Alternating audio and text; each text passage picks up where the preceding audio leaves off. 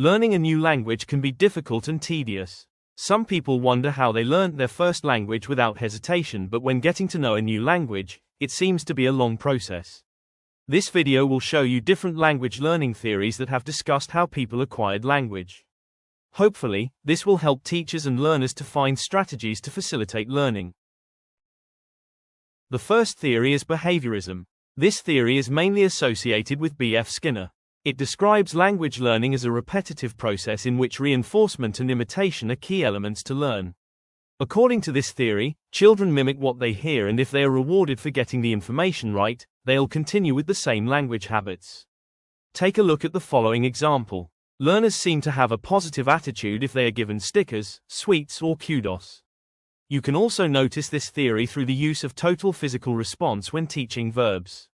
If you say jump and they jump, they will create a mental image and remember the words later. How to apply this theory in an EFL classroom? You can use role-play activities, dictation, riddles, modeling, information gap exercises, or sing a song. However, the most important part is the feedback you will provide to your students. Make sure to include, "Well done," "Great work," "Good job," throughout the lesson. As a teacher, you will guide and control the class sequence. The second theory is innatism. It was developed by Noam Chomsky. This theory highlights that humans are born with a biological basis to learn language. Chomsky refers to it as the language acquisition device. This is a hypothetical mental structure that allows people to understand and increase grammar. Logic and creativity play an important part. Think about the following example. Learners often use what they already know from their first language when they are learning the second. In an EFL context, students find themselves quite often pluralizing adjectives, even though it isn't necessary in English. Learners might say, "Those car reds are very expensive," instead of, "Those red cars are very expensive."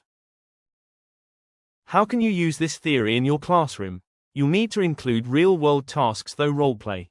You can also use an inductive approach, word order activities, compare the L1 and L2, storytelling, and immediate feedback.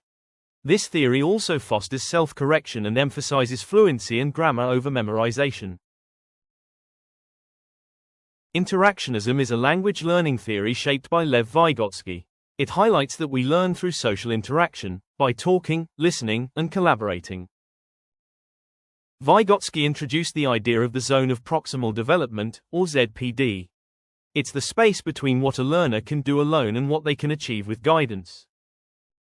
When learners work in pairs, ask questions, or clarify meaning, like saying, "Wait, what do you mean?" they're actively negotiating meaning. This interaction helps them build knowledge naturally. The teacher becomes a mediator, not just an instructor. They scaffold learning, give recasts or clarification requests, and guide learners toward better communication without interrupting fluency. In short, interactionism reminds us that language is best learned together, through collaboration, feedback, and shared experiences. Interactionism reminds us that language is best learned through communication. In this activity, students act out a lost tourist roleplay. One asks for directions, and the other gives them. When they negotiate meaning by saying things like, "Sorry, what do you mean by avenue?" they're learning through interaction. The teacher supports them with gentle guidance, or what Vygotsky called scaffolding, helping them communicate just beyond their current level. That's the zone of proximal development, where real learning happens.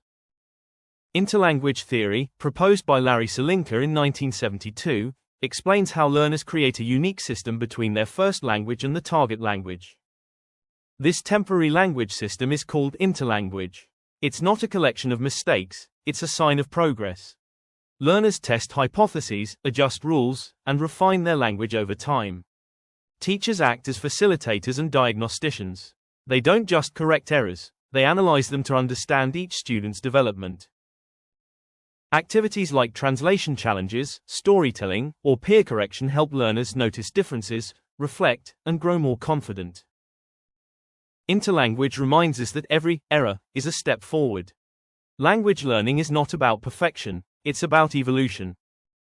For example, when a student says, "He don't like coffee," it's not just a mistake, it's evidence of progress. In class, I use a Fix My English workshop, where students correct sentences together and reflect on their changes. As they do, they're refining their interlanguage and getting closer to mastery, one thoughtful correction at a time.